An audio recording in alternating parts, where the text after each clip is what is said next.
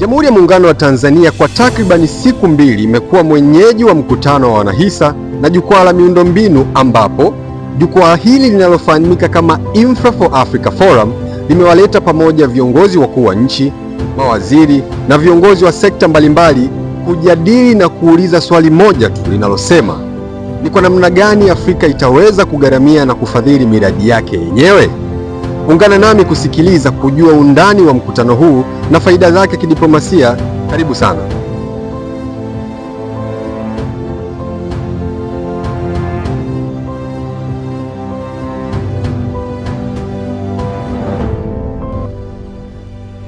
Infra for Africa Forum 2026 imewakutanisha viongozi na wadau mbalimbali kutoka nje na ndani ya Afrika. Lengo likiwa ni kujadili mustakabali wa maendeleo ya miundombinu na uchumi wa bara la Afrika.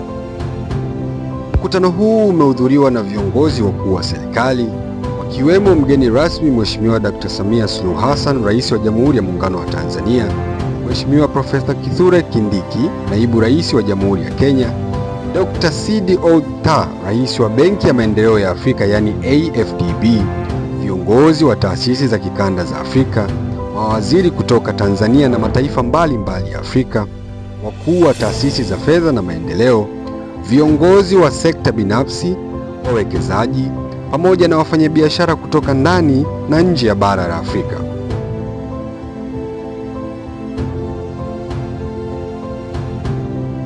Lengo kuu la mkutano huu limekuwa ni kutathmini hali ya maendeleo ya miundombinu barani Afrika, kujadili changamoto zinazokwamisha ukuaji wa uchumi na kuweka mikakati ya pamoja ya kuzitatua. The mega projects that we want to do, technology is at the center, and we cannot continue relying on foreign technology or foreign sources of technology. The issue of technology transfer is central in this matrix. Miongoni mwa changamoto zilizojadiliwa ni upungufu wa uwekezaji katika miundombinu, uhaba wa nishati ya uhakika, changamoto za usafirishaji, pengo la miundombinu ya kidijitali, pamoja na namna ya kuongeza ushirikiano katika sekta za umma na sekta binafsi ili kurahisisha maendeleo. Let's set ourselves a target by 2035 of this of $3 trillion of domestic capital that is in Africa. How much of that can we mobilize to direct towards our own infrastructure development? Washiriki walisisitiza kuwa Afrika ina rasilimali, nguvu kazi na fursa za kutosha za kujiletea maendeleo yake yenyewe. Hata hivyo, ili kufikia azma hiyo, kunahitajika kuimarisha mazingira ya uwekezaji, kuongeza matumizi ya mitaji ya ndani, kuboresha mifumo ya ufadhili wa miradi mikubwa ya kimkakati, kuharakisha utekelezaji wa ajenda ya Afrika 2063, pamoja na kuendeleza ushirikiano wa kikanda kupitia biashara, teknolojia, nishati na miundombinu inayounganisha mataifa ya Afrika. Katika hotuba yake ya ufunguzi, Mheshimiwa Rais wa Jamhuri ya Muungano wa Tanzania alishukuru Africa 50 kwa kuichagua Tanzania kuwa mwenyeji wa mkutano huo, akieleza kuwa uamuzi huo ni ishara ya kuendelea kuimarika kwa nafasi ya Tanzania katika diplomasia ya uchumi, ushirikiano wa kimataifa na kuvutia mikutano ya kimataifa yenye maamuzi makubwa kwa bara la Afrika. Aidha, alisisitiza dhamira ya Tanzania ya kuendelea kuboresha mazingira ya uwekezaji na kushirikiana na wadau mbalimbali katika kufanikisha maendeleo hayo. Tanzania has been chosen to welcome this distinguished gathering this year. Thank you very much, and you are most welcome.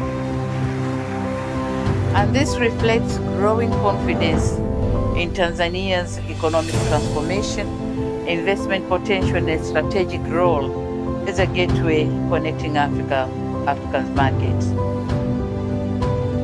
Kupitia mkutano huu, kituo cha uwekezaji cha Tanzania TISEZA kilipata nafasi ya kutambulisha fursa za uwekezaji zinazopatikana nchini kwetu. Tanzania, your getaway country.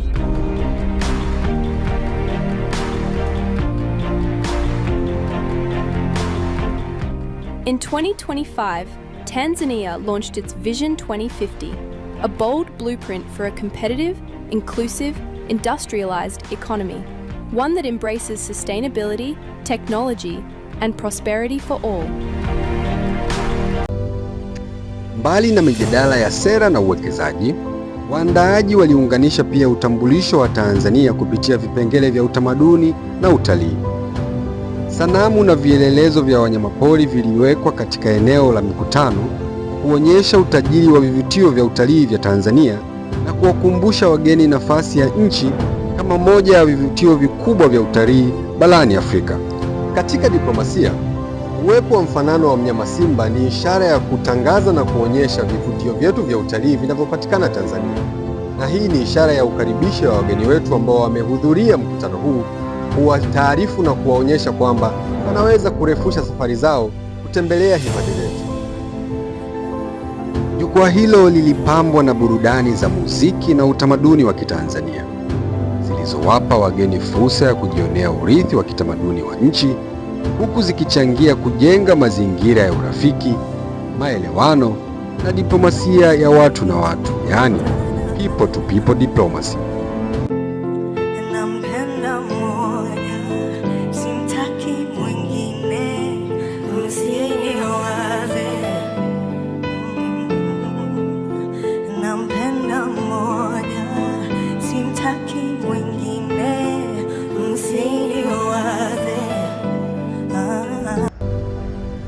Kwa ujumla, Infra for Africa Forum 2026 imeonyesha kuwa maendeleo ya Afrika yanahitaji maono ya pamoja, uongozi thabiti, ushirikiano wa kikanda na uwekezaji endelevu katika miundombinu.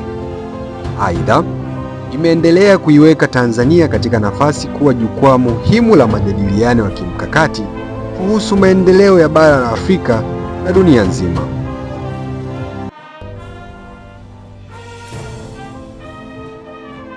Asante sana kwa kuungana nami hadi wakati mwingine. Kwaheri.